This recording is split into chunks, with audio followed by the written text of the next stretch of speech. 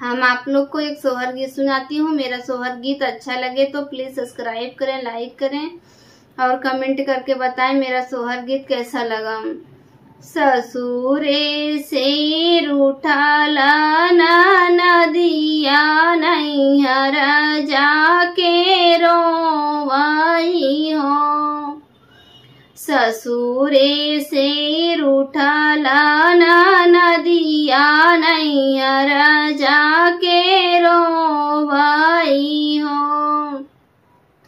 भाभी हमारा बिराना बोलऊ तू आह का भारी भेटीता हो।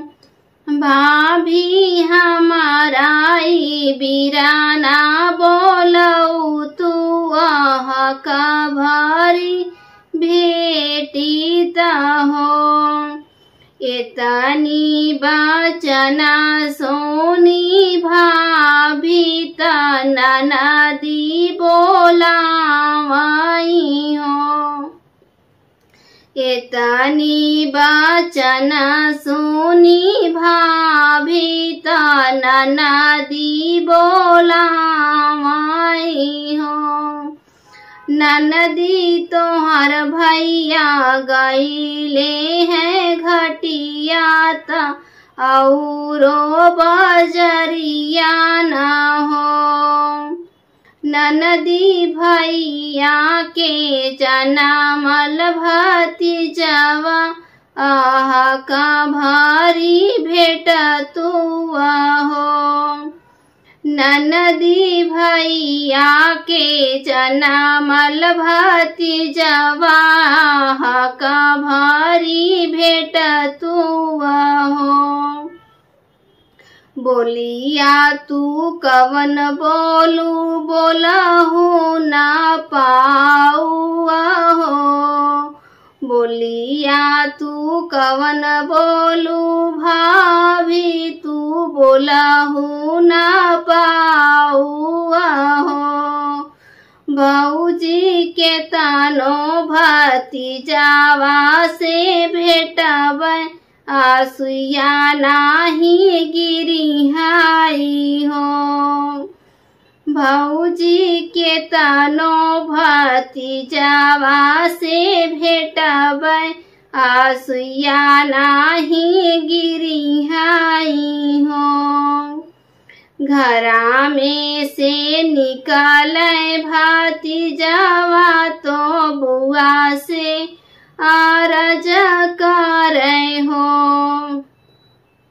घरा में से निकाले भतीजावा तो बुआ से आरज करे हो। बुआ दूसरा के जनमा ससुरवा ससुरवा चली जा तू हो। बुआ दूसरा के जनमा ससुरवा ससुरवा चली जा तू हो। इतना बचन सुनै बुआ तो मनवा दुखित भये हो।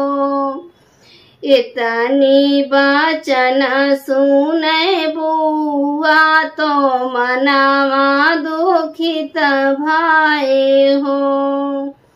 भौजी बन जाबै बन का चिरैया आकाश उड़ी जाइब हो।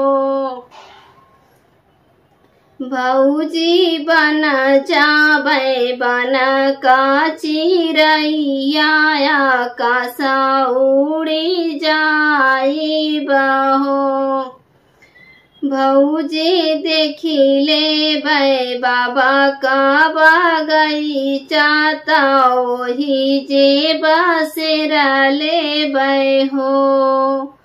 भौजी देखी ले बाबा का बगीचा तो ओही जे बसेरा ले हो।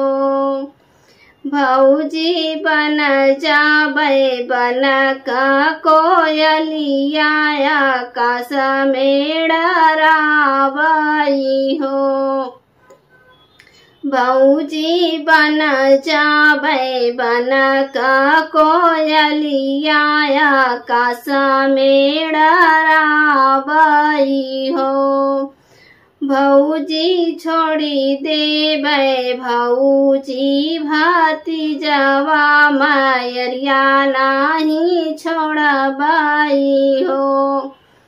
भौजी छोड़ देबे भौजी भतीजवा मायरिया नाही छोड़बई हो। भौजी उड़ी उड़ी आकाश में डराबे मायरिया आपन देखबई हो।